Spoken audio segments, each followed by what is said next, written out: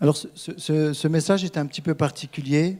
C'est un message que j'avais apporté à l'église de Luxembourg et il m'a tellement imprégné que je me suis dit c'est un message aussi de l'évangélisation. Et voilà, le titre de ce matin, Retour à la maison du pain. Pour l'instant, ça ne veut peut-être rien dire. Vous voyez ce magnifique tableau, je ne sais pas qui connaît ce tableau. Qui a déjà vu ce tableau de Chagall? En fait, ce tableau illustre Ruth, la Moabite. Pour ceux qui connaissent dans la Bible, c'est ce que nous allons voir ensemble. Dans la Bible, il y a 66 livres. Et dans ces 66 livres, il y a 2 livres qui portent le nom des femmes. Il y a Ruth et Esther. Et ce matin, nous allons parler de Ruth. Nous allons voir au travers de cette histoire que l'épreuve peut s'abattre dans une vie, le malheur. Et au travers de ce passage, on pourrait se dire, mais c'est ça la vie. Alors pour mieux comprendre, nous allons lire le premier chapitre de Ruth. Donc, dans ce livre de Ruth, je vous inviterai vraiment à le lire chez vous pour en tirer vraiment profit. Il y a 4 chapitres. Si j'avais plus de temps, on les aurait lus. Il faut une petite demi-heure pour les lire, mais bon, vous avez compris que ça va mobiliser la matinée. Mais je prends quand même un peu de temps pour lire le premier chapitre, pour nous enrichir. D'accord? Vous notez, vous lirez Ruth chez vous. Alors, on va commencer par le premier chapitre. Le chapitre en entier.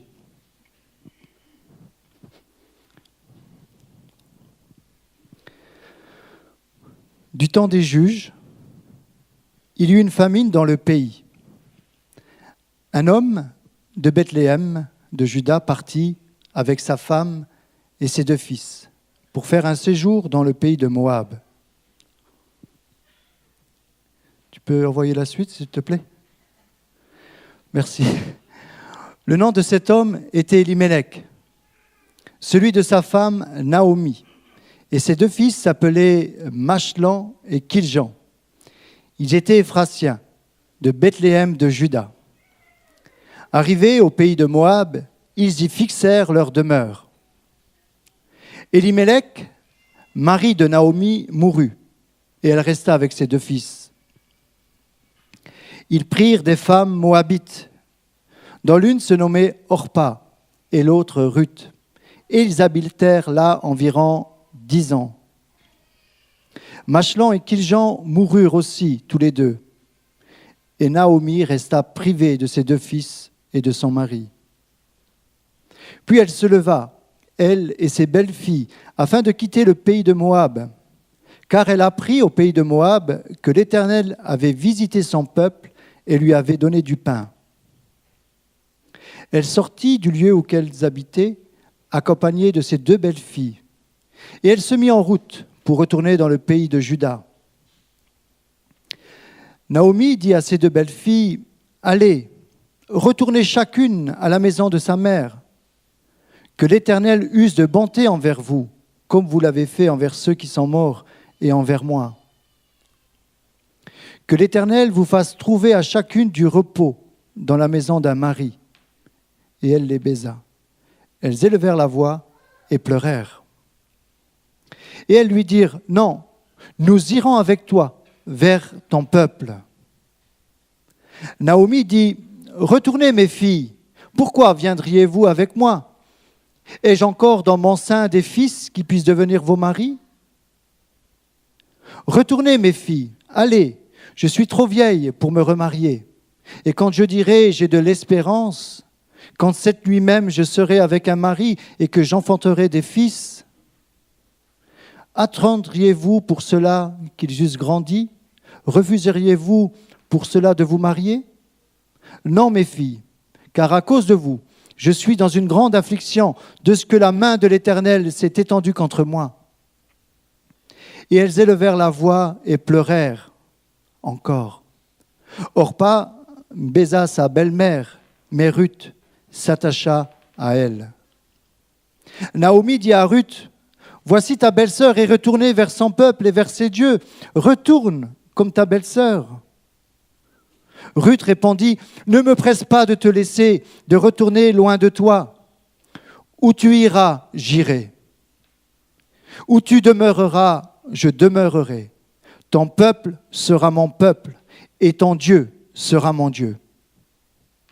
Où tu mourras, je mourrai, et j'y serai enterré. Que l'Éternel me traite dans toute sa rigueur, si autre chose que la mort vient à me séparer de toi. » Naomi, la voyant décidée à aller avec elle, cessa ses instances. Elles firent ensemble le voyage jusqu'à leur arrivée à Bethléem. Et lorsqu'elles entrèrent dans Bethléem, toute la ville fut émue à cause d'elles. Et les femmes disaient, « Est-ce là Naomi ?» Et elle leur dit, « Ne m'appelez pas Naomi, appelez-moi Mara, car le Tout-Puissant m'a rempli d'amertume. J'étais dans l'abondance à mon départ, et l'Éternel me ramène les mains vides. Pourquoi m'appelleriez-vous Naomi, après que l'Éternel s'est prononcé contre moi et que le Tout-Puissant m'a affligé ?» Ainsi revinrent du pays de Moab Naomi et ses belles-filles, Ruth la Moabite. Elles arrivèrent à Bethléem au commencement de la moisson des orges. Amen. Voilà le premier chapitre. Ce qui est important de comprendre dans la Bible, lorsque nous lisons ce genre de passage, c'est que chaque nom dans la Bible représente à l'identité de la personne. Elle représente sa conscience, ses sentiments, les attributs que l'on accorde à son identité. Donc, lorsque nous lisons un nom dans la Bible, ça représente l'identité de la personne. Je dis cela pour mieux comprendre ce passage, parce que si nous ne nous arrêtons pas à chaque nom et à leur signification, nous passons à côté de toute cette richesse de ce passage. Alors voilà, il y a une famine. Il y a une famine dans le pays d'Israël, à Bethléem. Bethléem veut dire, je vais me permettre à chaque fois de donner la signification, Bethléem veut dire la maison du pain. Voilà qu'il y a une famine et un homme riche, Elimelech, avec Naomi et ses deux fils, Michlan et Kiljan, vont quitter ce pays de famine pour aller dans le pays de Moab. Elimelech veut dire « mon Dieu, Dieu est mon roi ». Naomi veut dire « gracieuse ». Jusque-là, ça va ?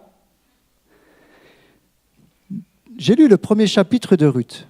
Avant ce premier chapitre de Ruth, pour ceux qui connaissent un peu la Bible, c'est le livre des juges qui se termine. Et voilà comment se termine le livre des juges. Donc, c'est au Xe siècle avant Jésus-Christ. Et ce passage avec Ruth fait partie de ce temps des juges. D'accord ? Et voilà ce qui nous est dit à la fin du chapitre de Juges. En ce temps-là, il n'y avait plus... Attendez, je vais prendre précisément le verset pour ne pas l'écorcher. En ce temps-là, il n'y avait point de roi en Israël. Chacun faisait ce qui lui semblait bon. Voilà comment se termine le livre des juges et commence ce passage. Je le disais, Elimelech veut dire « mon Dieu et mon roi ». Donc, ils vont quitter ce pays pour aller dans le pays de Moab, le pays des Moabites. Premier parallèle que je voudrais faire, lorsqu'il y a une famine, une épreuve qui s'abat dans notre vie, comment allons-nous réagir ? Je ne pense pas qu'Elimelech avait fait le bon choix de partir dans le pays des Moabites. Tout le livre de Juges nous parle, nous pouvons le lire dans Deutéronome également, toutes ces lois, Si vous êtes obéissants, je vous bénirai. Si vous mettez ma parole en pratique, je vous bénirai. Il y aura l'abondance. Mais il est dit également que si vous êtes désobéissants, si vous me rejetez, si vous allez vers d'autres dieux, j'enverrai la famine. J'enverrai la famine. Donc c'est une réalité. Elimelech, Dieu est mon roi. En ce temps-là, il n'y avait pas de roi en Israël. C'était les justes d'ailleurs qui faisaient le rôle des rois. C'est venu après les rois. Chacun faisait ce qui lui semblait bon. Bien souvent, dans nos vies, nous faisons des choses qui nous semblent être bonnes. Parce que sous pression de la famine, de la difficulté, nous voulons chercher des solutions dans le monde, ailleurs. Nous quittons là où Dieu nous a placés pour aller dans un autre endroit, pensant que la solution est là. Peut-être que momentané, nous pouvons quitter l'endroit où nous sommes pour pouvoir profiter. Mais il arrive un moment où lorsque nous écoutons la voix de Dieu, comme ça a été chanté tout à l'heure, Dieu nous rappelle à revenir dans la maison de la fertilité, dans la maison à Bethléem, la maison du pain. Il nous est dit qu'Elimelech faisait partie des Éphratiens. Éphratiens, ce peuple, c'était fertilité. Là, la signification d'Éphratiens, c'était fertilité. Donc, il part de la fertilité, il part de la maison du pain pour aller dans un pays qui était mal vu par Israël. Il y avait eu des problèmes. D'ailleurs, vous savez comment est né ce peuple des Moabites. Il faut redescendre à l'histoire de Lot. Lot, la fille aînée de Lot va coucher avec lui pour avoir une descendance. Et voilà que le peuple des Moabites va naître. Et avec la deuxième fille, c'est les Ammonites qui vont naître. Et nous voyons dans la parole de Dieu, pour ceux qui étudient un petit peu, souvent les conflits qu'il y a entre Israël et le pays de Moab. D'ailleurs, même un jour, le roi Balak va prendre Balaam pour maudire ce peuple d'Israël. Il y avait, je dirais, un conflit. Et voilà qu'ils entendent que dans ce pays de Moab, d'abord ils entendent qu'en Israël, que dans le pays de Moab, il y a du pain, ils vont partir. La famine, l'épreuve les font partir, comme je disais tout à l'heure. Et voilà qu'ils s'installent. Dieu avait donné des lois précises. Ne vous mariez pas avec des infidèles. N'allez pas vers d'autres peuples. Et comme ils se sont installés dans ce pays, ils étaient tenus par le compromis. Et ça va vite. Vous voyez de belles femmes avec des valeurs, et voilà qu'ils commencent à s'y attacher. Et après, allez dire à des enfants, quand ils sont attachés, vous faites une erreur. Parce que Dieu enseigne cela. Voilà qu'ils vont se marier dans ce pays. Ils vont fixer leur demeure, nous dit la Bible. Ils vont fixer leur demeure, ils vont s'y installer. Bien souvent, nous pensons bien faire en nous installant dans des endroits où il y aurait un semblant de richesse. Mais voilà que l'épreuve va les frapper. Elimelech va mourir. Naomi va rester veuve. Ruth et Orpa vont perdre également leur mari. Michlan et Kiljan. Voilà qu'on se retrouve dans cette histoire avec 3 veuves. On se retrouve dans cette histoire avec une famine par-dessus tout. Et là, Naomi, dans son bon sens, va dire « Mais je retournerai à la maison du pain. » Parce qu'elle a entendu que dans ce pays de Moab, dans le pays où elle était, elle a entendu qu'il y avait de l'abondance à Bethléem, qu'il y avait du pain. Alors elle prend la décision de retourner. Et elle va dire à ces deux belles filles, voilà, vous êtes libres maintenant, vous êtes dans votre pays, pays de Moabite, retournez. Je vous remercie pour ce que vous avez fait envers moi, la façon que vous êtes occupés de mes fils. Maintenant, retournez, du moins restez-y plutôt, et moi je vais retourner dans le pays de Bethléem, le pays de mes ancêtres. Et ils commencent à pleurer, ils élèvent la voix. Non, on va rester avec toi. Et voilà qu'ils commencent à faire le chemin. Et puis, Naomi insiste, restez là. Et Orpa, qui veut dire nuque, dos tourné, va dire à Naomi, ok, je vais rester. Et Naomi va dire, retourne vers ton peuple et vers tes dieux. Ça, c'est Orpa. Il faut savoir, pour mieux comprendre, que dans ce pays de Moabite, il y avait des dieux étrangers que Dieu condamnait. Il y avait le dieu Kémosh. Et ce dieu Kémosh, dans des périodes de famine, de difficultés, on faisait des sacrifices d'enfants. Voilà, ça c'était les dieux de Moab. Et je pense, et ce qui est logique, c'est que Ruth va les enseigner en disant, voilà, en Israël, le Dieu d'Israël. Et elle va lui raconter l'histoire, comment Dieu a fait sortir le peuple d'Égypte et toute l'histoire, que l'Éternel est le vrai Dieu. Donc, sur les deux belles filles, Orpa dit, moi je vais retourner vers mes dieux et vers mon peuple. Par contre, Ruth va dire, moi, et j'aime ce passage, tu peux l'afficher, je crois que c'est un passage vraiment très fort de la Bible, fait souvent penser à une prière, chapitre 1, je crois que c'est verset 16. Mon peuple sera ton peuple, où tu iras, j'irai. Naomi dit à Ruth, voici ta belle-sœur est retournée. Ruth répondit, ne me presse pas de te laisser, de retourner loin de toi. Voilà ce que va dire Ruth. Écoutez ces belles paroles. Où tu iras, j'irai. Elle est décidée, hein. Où tu demeureras, je demeurerai. Ton peuple sera mon peuple. Et ton Dieu sera mon Dieu. Où tu mourras, je mourrai. Et j'y serai enterré. Que l'Éternel me traite dans toute sa rigueur, si autre chose que la mort vienne à me séparer de toi. Voilà la détermination de Ruth. Ruth est décidée. Ton Dieu sera mon Dieu, parce que ton Dieu, c'est l'Éternel. Et il retourne à la maison du pain. Voilà qu'ils arrivent à Bethléem. Les gens la reconnaissent. Qui est cette femme ? Mais c'est Naomi. Et qui est cette femme à côté d'elle, cette Moabite ? Et là, Naomi va reconnaître également. Elle va dire, ne m'appelez plus Naomi. Appelez-moi Mara. Ne m'appelez plus gracieuse, douceur. Quand elle est partie de ce pays, dans la richesse, avec son mari bien habillé, avec l'abondance, quand même, un homme riche.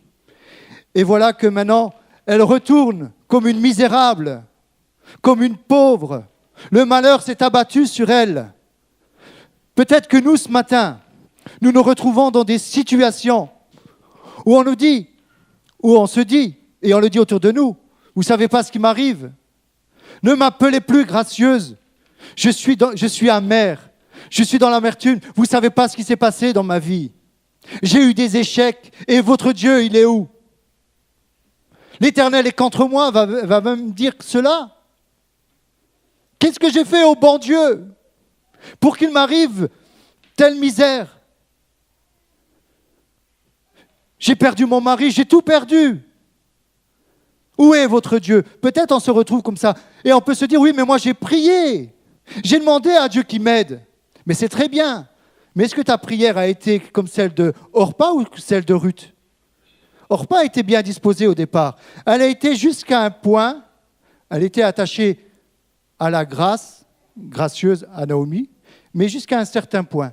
Et ensuite, elle a lâché. Par contre, Ruth est restée attachée à la grâce. Ne m'appelez plus gracieuse, appelez-moi Mara. Voilà dans quel état d'esprit se retrouve Naomi. Dieu m'a abandonné. Et c'est vrai que lorsque, malheureusement, dans nos vies, il y a certaines morts. La mort dans la Bible parle de séparation. Je voudrais élargir un petit peu par rapport à la séparation.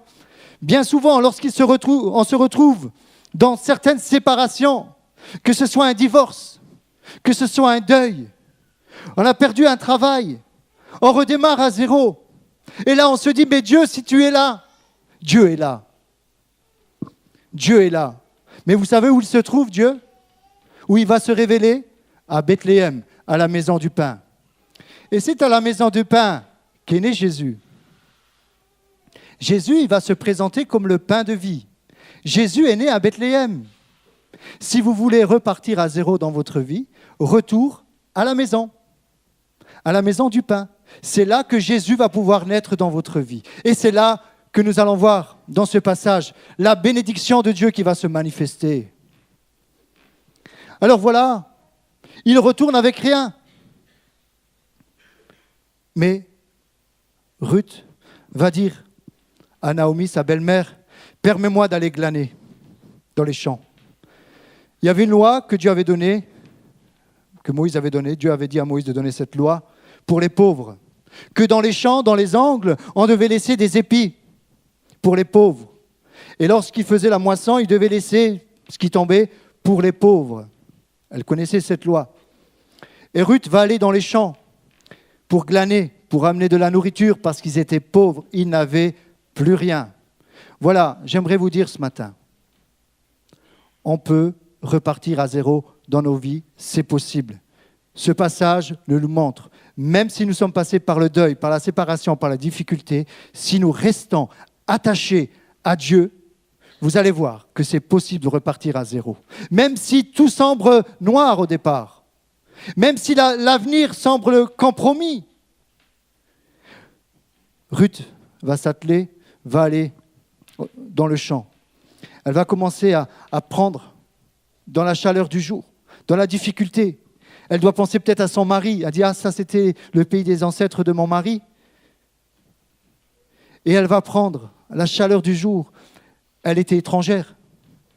N'oubliez pas, elle était maltraitée par les serviteurs dans ce champ. Ils venaient dans un pays étranger pour leur prendre leur pain, comme aujourd'hui on l'entend. Ah, ces étrangers, ils viennent nous prendre notre pain. Nous sommes, nous aussi, étrangers, voyageurs sur cette terre. Il y a souvent, il faut bien comprendre, quand des étrangers viennent dans un pays où il y a l'abondance, il y a tout de suite une crainte qui s'installe. Mais Dieu nous dit de considérer que nous aussi, nous sommes étrangers et voyageurs sur cette terre et que nous devons accueillir l'étranger. Et voilà la bonne attitude de cette étrangère. Elle va travailler. Et je crois qu'on aime bien les immigrants quand ils viennent avec cette valeur du travail. Elle va commencer à travailler. Et voilà que sa réputation va commencer à venir. C'est une travailleuse, une femme vertueuse, comme aime la Bible, comme aime Dieu. Cette qualité chez les femmes, être une femme vertueuse. Elle va s'atteler, elle va prendre. Et voilà le premier hasard de Dieu, pour vous dire que Dieu contrôle tout. Rien ne lui échappe lorsque nous revenons dans sa maison. Voilà qu'elle est dans le champ, et il y a ce riche Boz ou Boaz, je vais l'appeler Boaz. Dans certaines traductions, c'est Boz, et dans d'autres, c'est Boaz, mais on va dire Boaz. Boaz, qui veut dire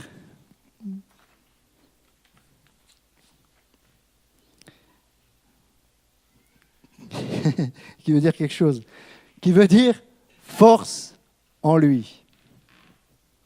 Boaz veut dire force en lui. Et voilà ce riche propriétaire qui vient dans les champs, il voit ses ouvriers, que Dieu vous bénisse, quel bon patron. Et les ouvriers bien élevés, que Dieu te bénisse. Vous voyez ce respect qui est beau. Et il connaît ses ouailles, il leur dit, mais qui est cette jeune fille là-haut? Voilà le témoignage qui lui vient à ses oreilles. Ça, c'est Ruth, la Moabite. Elle est venue avec Naomi, sa belle-mère, du pays de Moab. Et depuis ce matin, elle n'a pas arrêté de travailler. Elle s'arrêtait simplement un petit moment dans la maison et elle est retournée avec la chaleur du jour, avec la difficulté. Quel beau témoignage. Boz, il va avoir Ruth et il va lui dire, ma fille, c'est beau. Ma fille, reste là, ne va pas ailleurs. Je vois dans la personne de Boz la personne de Jésus-Christ. Est-ce qu'on peut voir ce matin ensemble, dans la personne de Boaz, Jésus-Christ? Il va dire, ma fille, reste là, ne va pas ailleurs, reste dans mon champ. J'ai ordonné à mes serviteurs, ils vont pas t'inquiéter. Continue. Et il va même dire à ses serviteurs, attention, hein, vous ne la touchez pas. Laissez-la. Et vous allez même lui en laisser un petit peu, la ramasser. Soyez cool avec elle, hein, ok? Et ils vont obéir à leur maître.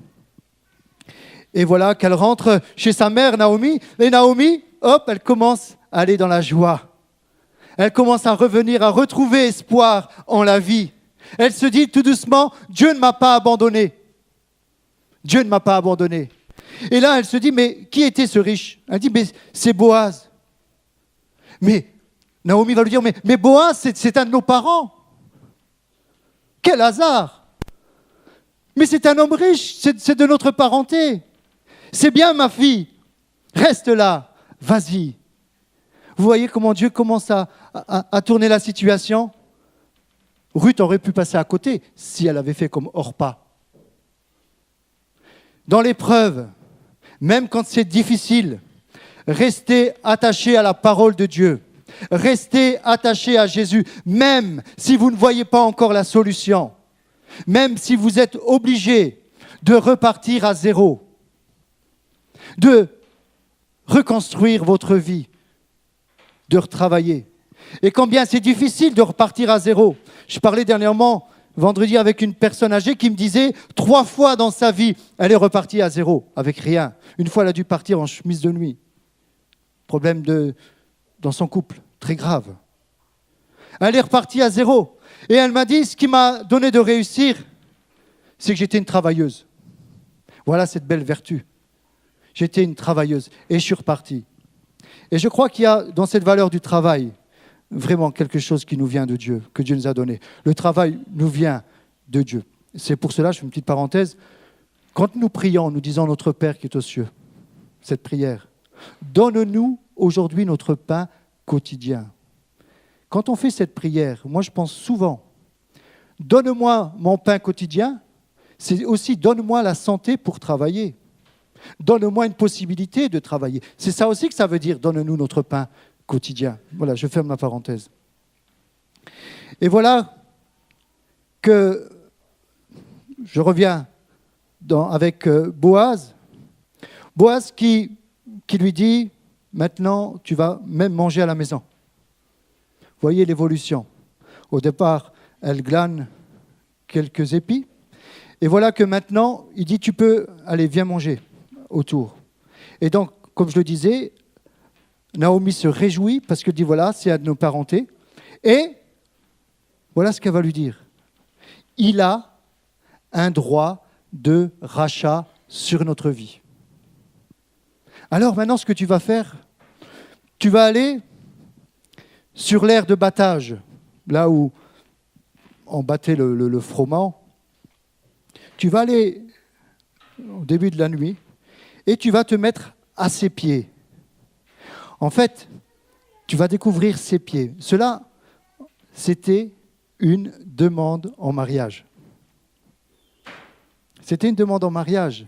Naomi lui avait dit, il a un droit de pourvoir à nous les pauvres pour relever le nom du défunt, Elimelech, parce que Boaz, c'était un parent d'Elimelech, du père, du mari de Naomi, et donc du père de Michelon et de Kiljan.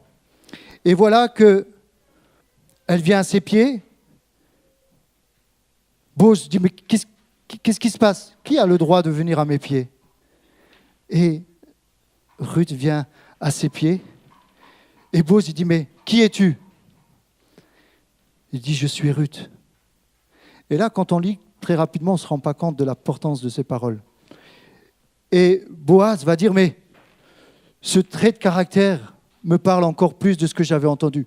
J'avais entendu parler que tu étais une femme vertueuse avec des qualités, mais maintenant je vois, parce qu'au travers de ce que tu es en train de faire, tu n'as pas été vers les jeunes gens riches ou pauvres. Tu as été vers moi. Je pense peut-être qu'il devait avoir le double de son âge. Mais tu as voulu relever le nom du défunt. Et là, il demande en mariage. Et voilà que Boaz va lui dire, mais il y en a un autre qui a un droit de rachat sur le champ de Naomi. On va aller aux portes de la ville Et on va lui demander s'il veut acheter le champ, il faudra aussi qu'il te prenne pour pouvoir à tes besoins et à ta descendance. Ils vont voir le parenté et il lui dit non, moi je ne veux pas, je veux garder ma descendance. Et donc, voilà que Boaz accepte de prendre pour épouse Ruth, l'étrangère, la Moabite. Au départ, là je vais essayer d'aller un peu plus vite, regardez l'évolution. Ruth va glaner quelques épis, d'accord ? Glaner, c'est prendre les épis. Et là, je voudrais faire un parallèle en disant que ce qui est important, c'est de commencer à prendre des épis dans la parole de Dieu. Si nous voulons que notre vie reparte à zéro, la première chose, c'est de nous nourrir, ce qui est logique, mais du pain de vie. Jésus se présente comme le pain de vie. Et au travers de la Bible, nous allons commencer, même si nous ne comprenons pas tout, à prendre quelques épis. Et là, une fois que nous allons prendre ces épis, nous allons avoir envie de le partager autour de nous, d'en donner autour de nous. C'est ce que va faire Ruth à Naomi. Voilà ce que j'ai ramené, voilà ce que j'ai découvert dans le champ, voilà ce que j'ai pris. Tiens, les choses avancent. Voilà qu'elle commence par glaner, avoir quelques épis. Ensuite, Dieu pourvoit à chaque fois, plus nous sommes fidèles, Dieu pourvoit notre vie. La voilà qui rentre sur l'air, d'ailleurs, Boaz va lui donner à peu près 15 kilos d'orge qu'elle va ramener à Naomi. Voilà Dieu qui commence à pourvoir à leurs besoins. Naomi, qui était dans l'amertume, reprend plaisir, reprend goût à la vie. Et c'est possible. C'est possible parce qu'elle a tenu ferme. Et elle va encore continuer. Et voilà que maintenant, le champ lui appartient. Le champ lui appartient. Elle s'est mariée avec le propriétaire du champ. Le champ lui appartient. J'aimerais dire qu'au départ, nous commençons à prendre des épis dans la parole de Dieu. Et après, nous prenons toujours un peu plus. Et il y a un moment, ce que Dieu veut nous révéler, c'est que la parole de Dieu est pour nous. Ses promesses sont pour nous, sont oui et amen. Tout ce qui est écrit dans la parole de Dieu, c'est à nous et c'est pour nous. Et c'est à nous d'aller les chercher. Amen. Le champ lui appartient. Elimelech était parti de ce pays d'abondance. Voilà que maintenant, dans ce pays, à nouveau, l'abondance. Je le disais, Boaz, la force est en lui. Il est important pour nos vies, comme Ruth l'a fait, de venir au pied, comme Ruth a fait, de venir au pied de Boaz, à nous, ce matin, de venir au pied de Jésus et de lui dire « Tu as un droit de rachat dans ma vie ». Et voilà ce que Boaz veut faire dans notre vie. Voilà ce que Boaz a fait dans la vie, mais qui nous parle ce matin. Voilà ce que Jésus veut faire dans notre vie. Si nous venons à lui et nous reconnaissons notre pauvreté, notre misère spirituelle, notre famine, et si nous venons à ses pieds, à genoux, dans l'humilité, et de lui dire « Je me repens, je ne mérite rien, je suis une pauvre, je suis une étrangère, rachète-moi, je veux recommencer ma vie. Je sais que tu as un droit de rachat, je sais que tu peux m'aider, je sais que tu peux nous aider. » Et lorsque nous lui faisons cette prière, il va venir nous aider. Elle s'est mise aux pieds de Jésus. Ce matin, si nous nous mettons aux pieds de Jésus, et si nous lui disons, c'est vrai, je me suis trompé, mais maintenant, rachète ma vie. L'histoire de la Bible nous parle de Jésus-Christ à la croix, qui est venu nous réconcilier avec le Père. Nous sommes tous séparés de Dieu par le péché, par la famine, par nos choix qui n'ont pas forcément été bons. Il faut le reconnaître. Et aujourd'hui, c'est difficile à reconnaître qu'on s'est trompé, qu'on a fait des erreurs. Mais lorsque nous venons à Jésus et nous lui avouons que nous nous sommes trompés et que nous voulons nous repentir, à partir de ce moment-là, j'aimerais vous dire que la vie commence à changer. De gracieuse, elle est passée à Mara, et de Mara, elle peut revenir à gracieuse. Dieu peut vous redonner la joie que vous avez perdue.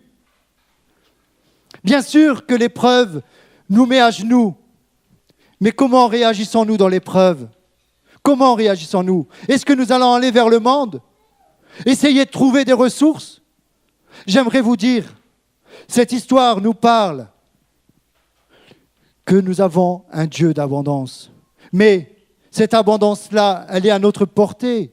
Mais c'est à nous d'y aller. Est-ce que vous voulez aller glaner dans ce champ ? Est-ce que vous voulez aller chercher toutes ces richesses dans la parole de Dieu ? Arrêtez d'accuser Dieu. Un moment, à nous de le mettre au défi.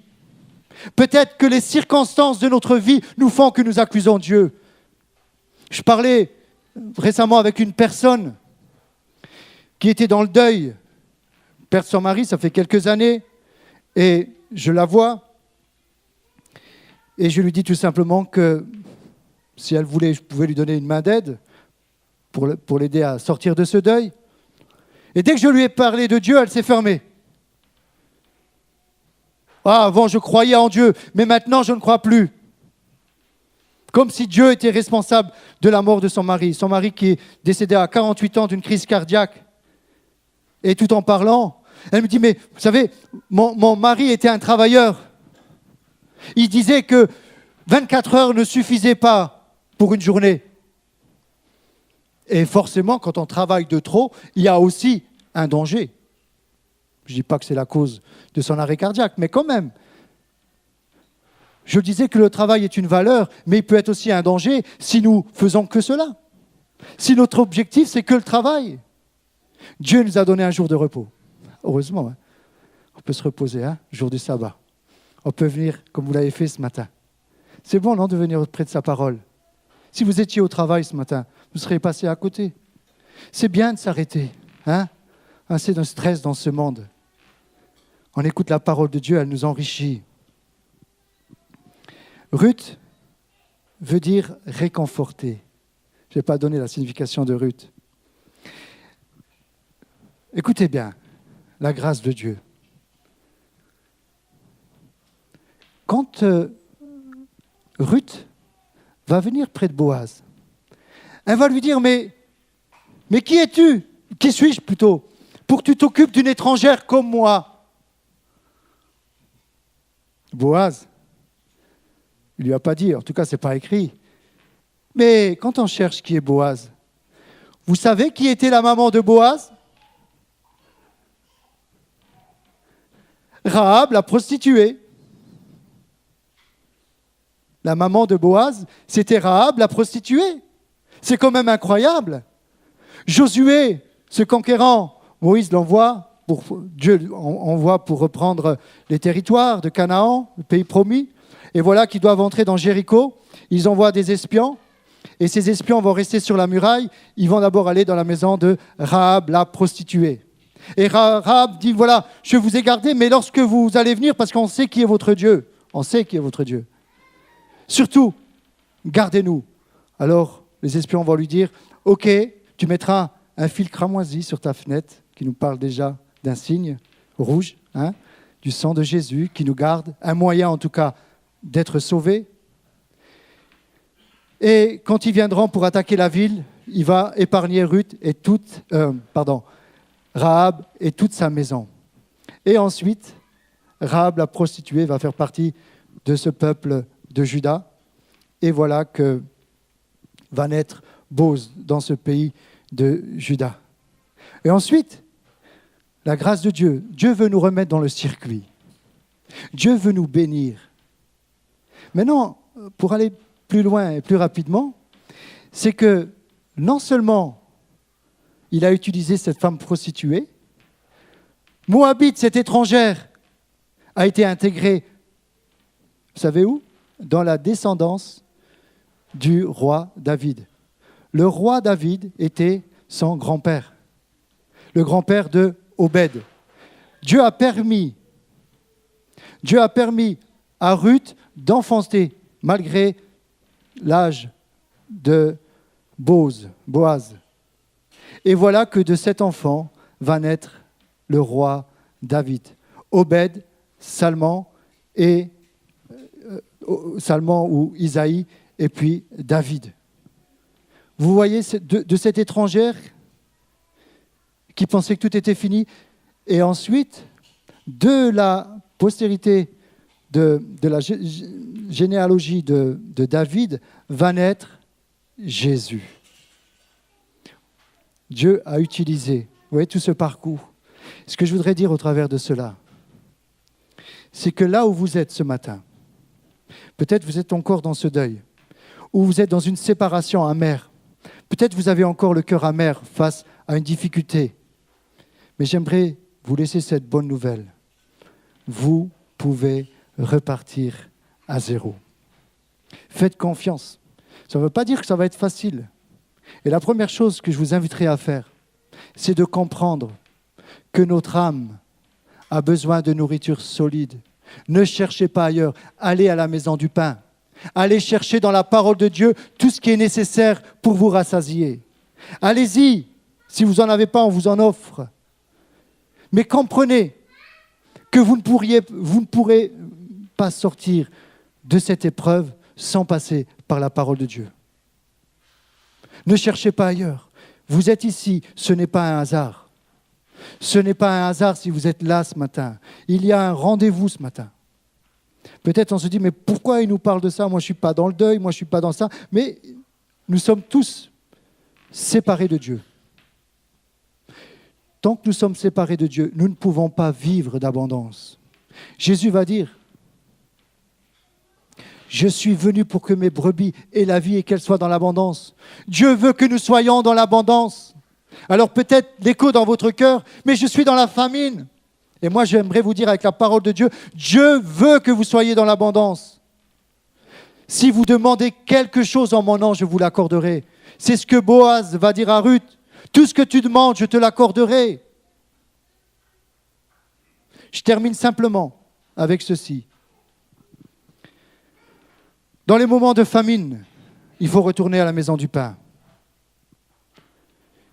Il y a un autre passage dans la Bible qui nous parle du fils prodigue. Le parallèle est là. Il avait l'abondance chez lui. Mais voilà qu'il a entendu parler des casinos.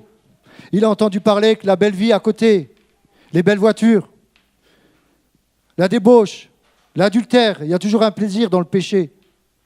Il a entendu parler que finalement la famille c'est bien un moment, mais bon, j'entends aussi ce qui se passe ailleurs. Moi j'en ai marre de ce que je mange à la maison. Je vais aller voir ailleurs. Mon père, voilà ce qu'il va dire.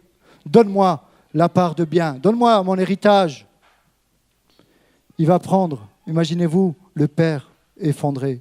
Il va lui donner. Il dit, fais ton expérience, mon fils. Vas-y. Il ne lui a pas claqué la porte au nez. Il n'en a pas mis une. Avec amour. Il savait qu'il se trompait. Et il savait, et ça c'est important, de le laisser partir avec sa bénédiction, malgré la mort dans l'âme. Il a dit, vas-y mon fils. Il est parti. Tu veux faire ton expérience? Fais-la. Peut-être que nous avons fait notre expérience. Nous sommes partis de certaines valeurs, de certaines choses. Et voilà qu'à un moment, ce fils va se rendre compte qu'il a fait une erreur. Et j'aime ce passage qui nous dit, étant rentré en lui-même, il a pris conscience. Il s'est dit, mais j'ai fait une erreur. Mais dans la maison de mon père à Bethléem, dans la maison du pain, il y avait du pain. Moi, je me retrouve à manger les caroubes que mangent les pourceaux. Je ne peux même pas les prendre. Oui, il était tombé tellement bas. La famine commence à venir dans sa vie. Il n'avait plus de dollars. Il ne lui restait plus rien.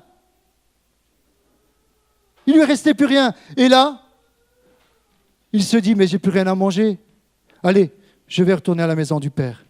Et là, le Père, il va l'accueillir. Même s'il sentait l'odeur du porc. Et je peux vous dire, ça sent fort. Je m'y connais. J'en avais. Hein, Carmel? Ça sent fort l'odeur du porc.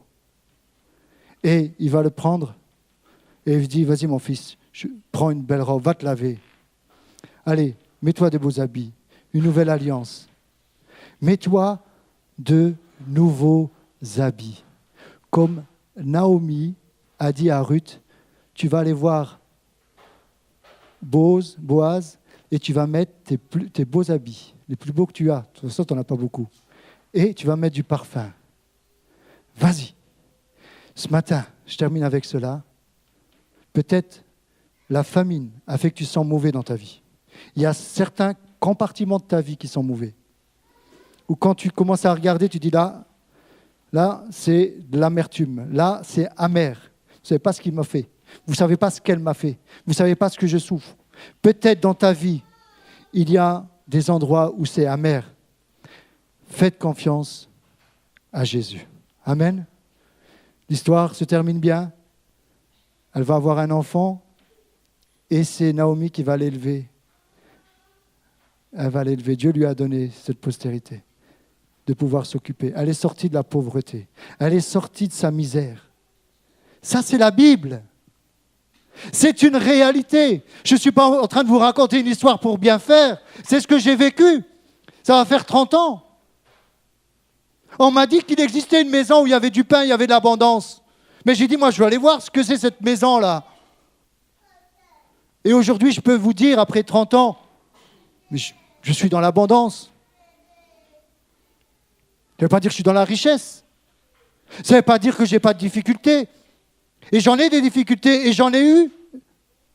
Mais j'aimerais dire une chose, c'est que dans la difficulté, nous savons que notre Dieu est avec nous. Eli Melech, Dieu est notre roi. Amen. Mario.